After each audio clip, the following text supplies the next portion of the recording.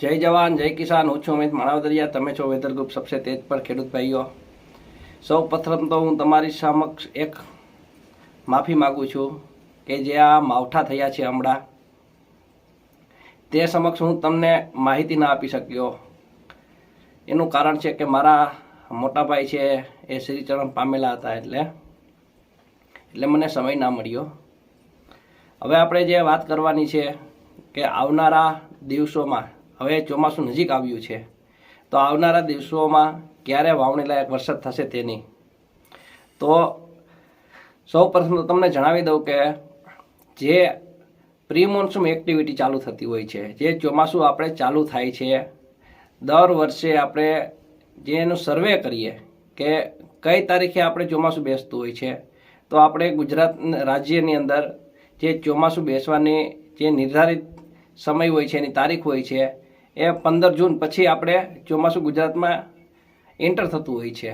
તેની પહેલાં જે પ્રી મોન્સૂન એક્ટિવિટી આપણે ચાલુ થાય છે એમાં ઘણા વિસ્તારમાં વાવણી લાયક વરસાદ પણ થતો હોય છે અને ઘણા વિસ્તારમાં ખાલી છાટાછૂટી પણ થતા હોય છે અને અમુક વિસ્તારમાં છાટાછૂટી પણ ના થાય તો એવું પણ હોય છે। એટલે હવે આપણે જોઈએ કે હવે જ્યારે ચોમાસું બેસે ત્યારે કઈ તારીખે આપણે વરસાદ જોવા મળશે એ તો આજે હું તમને એ સમક્ષ જણાવી દઉં છું। જો બીજી એક પણ વાત તમને આ વિડીયોમાં કહેવાની છે। પહેલાં આપણે આ વાતાવરણની વાત કરીએ, પછી આપણે એક બીજી વાત કરીએ। તમે વિડીયો થોડો લાંબો થશે પણ આપણા દરેકને ફાયદાકારક હશે એટલે તમે વિડીયો થોડો શેર પણ કરશો, કારણ કે હું દર વખતે કોઈને નથી આપણે વિડીયોમાં નથી કહેતા કે શેર કરો, પણ આ વિડીયો તમે ચોક્કસથી જેમ બને શકે તેમ સોશિયલ મીડિયામાં શેર કરશો। એ આપણે પછી વાત કરીએ। અત્યારે આપણે આ વાતાવરણની વાત કરી લઈએ કે વાવણી લાયક વરસાદ આપણે ક્યારે જોવા મળશે ગુજરાતમાં। જે કાયદેસરની વાવણી લાયક વરસાદ જે થવાનો છે એની તારીખ આપણે આપીએ છીએ। તો પહેલાં સૌપ્રથમ તો જે પ્રી મોન્સૂન એક્ટિવિટી આપણે જોવા મળશે તો આ મહિનો જે અત્યારે મે મહિનો ચાલે છે તો મે મહિનાના છેલ્લા અઠવાડિયામાં પ્રી મોન્સૂન એક્ટિવિટી જોરદાર એક્ટિવ થશે। કેરળમાં ચોમાસું બેસી જાય પછી આપણે ગુજરાતમાં પ્રી મોન્સૂન એક્ટિવિટી વધારે જોવા મળે છે। અત્યારે પણ જે માવઠા થાય છે એને પ્રી મોન્સૂન પણ કહી શકાય છે અને માવઠા પણ કહી શકાય છે, પણ કાયદેસર તો કેરળમાં ચોમાસું બેસી જાય પછી જ પ્રી મોન્સૂન આપણે ગણી શકાય છે ગુજરાતમાં। એટલે અત્યારે જે મે મહિનો ચાલે છે એના છેલ્લા દિવસોમાં પ્રી મોન્સૂન જોરદાર એક્ટિવિટી જોવા મળશે અને ઘણા ખરા વિસ્તારમાં વાવણી લાયક વરસાદ જોવા મળશે। ત્યારબાદ કાયદેસર જે ચોમાસું બેસી જાય પછી ક્યારે રાઉન્ડ આવે છે આપણે આજે એની વાત કરીએ પાછી એમાં કે એક વાવણી લાયક પ્રી મોન્સૂનમાં જે ખેડૂતને લાભ મળ્યો જે વિસ્તારમાં એ પછી જે બાકી રહી ગયેલા હોય એ વિસ્તારમાં ક્યારે ફરી સારો એવો વરસાદ જોવા મળશે તો જૂન મહિનાની 15-17 તારીખેથી સારામાં સારો રાઉન્ડ એક ગુજરાતમાં આવી રહ્યો છે। લોંગના મોડલ આપણે બતાવે છે તો એમાં પણ સારો લાભ આપણે વાવણી લાયક વરસાદનો મળી જશે। તેમ છતાં વાતાવરણ વિશે તમારે કાંઈ પણ સવાલ હોય તો તમે કોમેન્ટમાં જરૂર જણાવશો, હું જવાબ આપીશ। હવે આપણે બીજી એક મુદ્દાની વાત કરીએ જે મારા પરિવાર ઉપર વીતી ગઈ છે, જે મારા પરિવાર પર વીતી ગઈ છે એની વાત કરીએ અને થોડીક સાવચેતી પણ આપણે રાખવી જોઈએ કે આવા બનાવો બહુ બને છે। તો સૌપ્રથમ આપણે એની વાત કરીએ કે મારા પરિવાર ઉપર શું વીતી છે। અત્યારે અમે 3 ભાઈ છીએ। મારા ફાધર, મારા પપ્પા 2006માં એ પણ શ્રીચરણ પામેલા છે। અત્યારે આ ગઈ 5 તારીખે મારા મોટા ભાઈએ જીવન ટૂંકાવ્યું। એનું કારણ છે કે જે મારા ભાઈનો એકને એક દીકરો, એની ઉંમર 23-24 વર્ષ છે, ઓનલાઈન જુગાર રમ્યો, એમાં પૈસા હારી ગયો, 2-5 લાખ નહીં વધારે।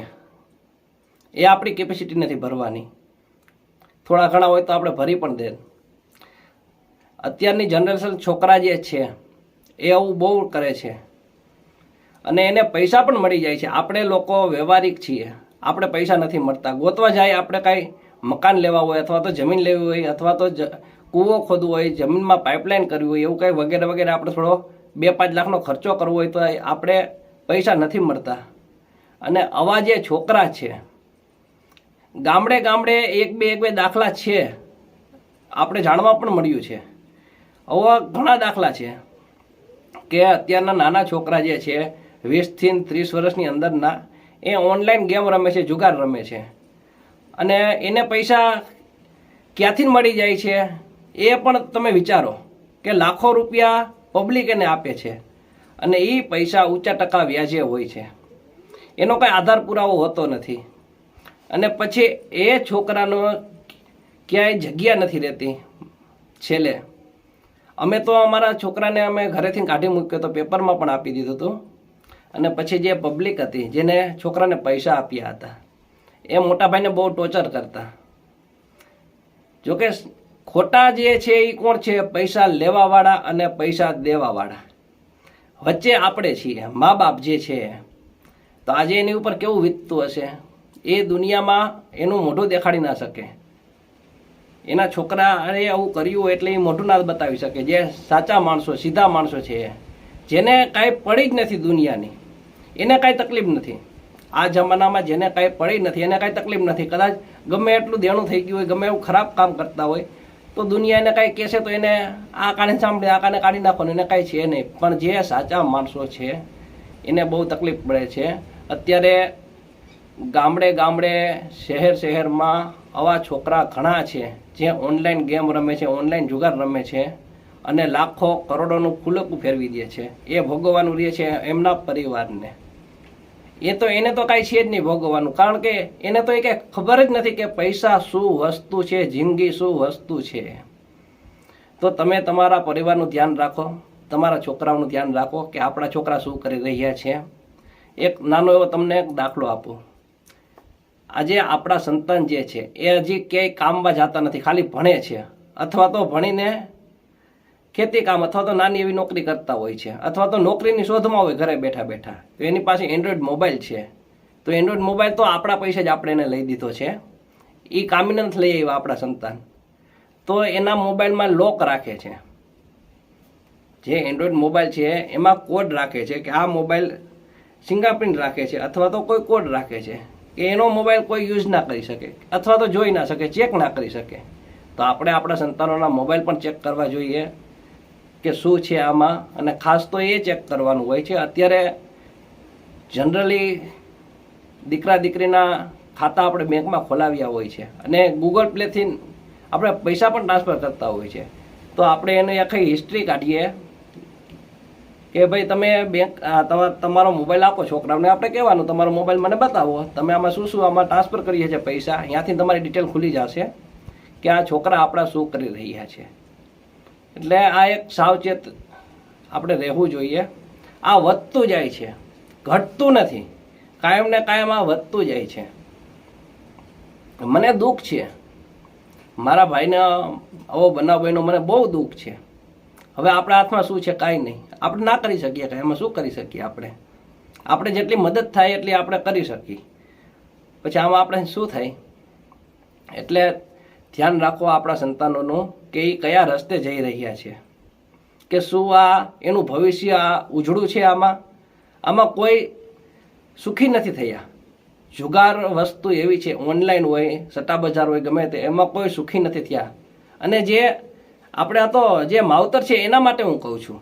અને પ્લસ જે છોકરા છે જનરલી એને પણ હું સમજાવું છું કે તમે શું કરવા તમારી જિંદગી શું કરવા બગાડો છો? તમારા મા બાપની, તમારા પરિવારની જિંદગી શું કરવા બગાડો છો? આ રીતે તમે ઓનલાઈન ગેમ રમો છો, જુગાર રમીને, સટ્ટા બજાર રમીને શું કરવા જિંદગી બગાડો છો? જો એમાં પૈસા જ મળતા જ હોય તો આજે છોકરાની વાત કરું છું કે છોકરાઓ જે તમે રમો છો, જો તમને એમાં પૈસા મળતા જ હોય, તમને એવું લાગે છે કે આમાં પૈસા મળે છે, તો તમારા મા બાપ અત્યારે ખેતી કરે શું કરવા? તો એ પણ આવું ન કરે. એટલું તો તમે વિચારો.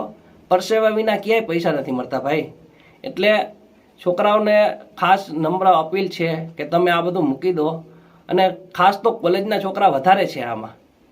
એટલે ધ્યાન રાખો, પરિવારનું ધ્યાન રાખો. તમે જવાબદારી તમારી છે, તમે ભવિષ્ય છો તમારા પરિવારનું.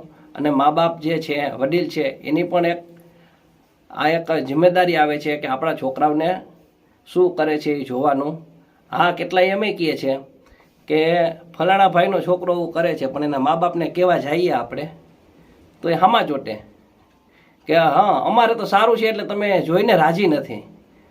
ભલે કહે, એકવાર કહે છે, પણ એને થોડોક ચેતવો, આપણી રીતે એને પ્રેમથી સમજાવો કે આવું મેં સાંભળ્યું છે, આવું જોયું છે, પણ તમારા છોકરાનું ધ્યાન રાખો, એમ કરીને તમે એ કહો. અને બીજું, જે લોકો પૈસા આપે છે, જે જુગાર રમતા હોય છે એ છોકરાઓને, તો આજે અમારા ભત્રીજાને ઘણા પૈસા આપ્યા, કરોડોનું કરી નાખ્યું છે અમારા ભત્રીજાએ. તો એના પૈસાનું શું? તો હવે અમે થોડા ભરવાના છીએ? અમને પૂછીને તો આપ્યા નથી. તો એના પણ પૈસા ગયા ને. તો જે વ્યાજ વટાવનું કરે છે, ઊંચા ટકે વ્યાજે આપે છે, તો એમના માટે પણ આ શબ્દ એ જ લાગુ પડે છે કે શું કરવા તમે બીજાની જિંદગી બગાડો છો, અને પ્લસ તમારા પૈસા પણ જાય છે ને. તમને કોણ આપે છે પાછા પૈસા? હાલો 2-5 છોકરાએ તમને આપ્યા હોય, પણ જનરલી તો તમારા પૈસા આ રીતે ફસાઈ જાય છે ને. શાંતિથી કામ કરો, શાંતિથી વ્યાજે જે થતું હોય એ કરો. આવા કોઈ છોકરાને બગાડો નહીં તમે, ઊંચા વ્યાજવાળા જે આપે છે એને. એના માટેના આ શબ્દો. અને ખાસ તો અત્યારે નાની સંઘના જે છોકરા છે એના માટે, અને મા બાપને આ એક ધ્યાન રાખવાનું છે કે એવું ચાલે છે દુનિયામાં. એવું નથી કે મારા ઉપર દુઃખ પડ્યું છે એટલે મેં આ વિડીયોમાં તમને માહિતી આપી છે, એવું નથી. પણ આવું ચાલે છે દુનિયામાં. ઘણી જગ્યાએ ગામડે 1-2 છોકરા અટાઈ ગયેલા છે, તમને પણ ખ્યાલ છે. તો આપણે આપણા સંતાનનું ધ્યાન રાખીએ, આપણા પરિવારનું ધ્યાન રાખીએ. જય જવાન, જય કિસાન, જય દ્વારકાધીશ.